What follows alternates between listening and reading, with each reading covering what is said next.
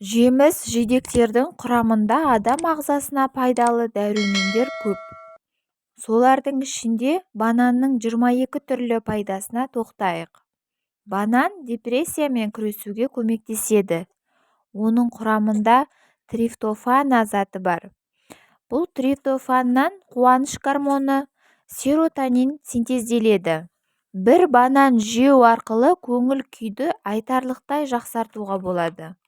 Банан әлемдегі аллергия тудырмайтын жалғыз жеміс.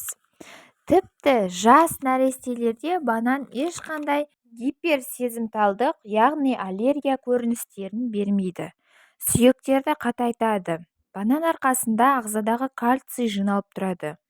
Қалыпты жағдайда кальций пайдалы минералдар зәрмен шығып отырады. Бұл әсіресе кофе ұнататын адамдарға пайдалы. Ішек микрофлорасын жақсартады. Банан құрамындағы ферменттер арқасында ағзаға тағаммен түскен пайдалы заттар әдеттегіден қарағанда жылдамырақ сіңіріледі. Іш қатуы бар адамдар үшін банан өте пайдалы жеміс.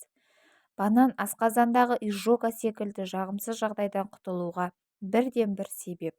Асқазан жарасы банан жегеннен кейін ол асқазан шырышты қабатында қорғаныш қабатын түзеді.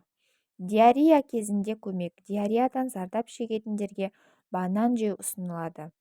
Көп жүріп, физикалық жаттығулармен айналысып, спортпен айналысатындар үшін балтыр бұлшық етінің дірілінен сақтайтын қасиеті бар. Ісінулер. Бананды жиі жеу ағзадағы ісінулерден арылтады. Энергия көзі. Ас қорытылудың жақсаруына әкеледі. Әйелдер үшін банан құрамындағы серотонин және басқа да пайдалы заттар итеккір кезінде оның симптомдарын жеңілдетіп, бұрынғыдан қарағанда қолайлырақ өтуге көмектеседі. Анемиядан құтылуға көмектеседі. Жүрек ауруына, гипертонияға ем. Иммунитетті антиоксиданттармен амин қышқылдарын арқылы иммунитет жинайды. Бүйрек құм мен тастардан арылуға көмек береді. Жүрек айну кезінде көмек береді. Токсикоз кезде көмектесетін ғажап жеміс. Бананның қабығы жәндіктер шаққаннан кейін пайда болатын қышуға жақсы көмектеседі. Ыстықтан қорғаныш.